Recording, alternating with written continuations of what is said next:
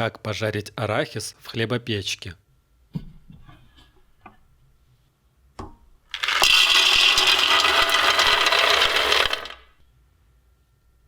Выбираю режим джем.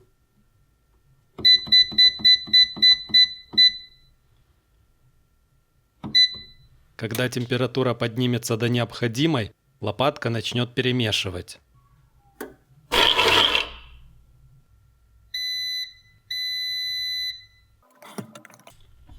Готово.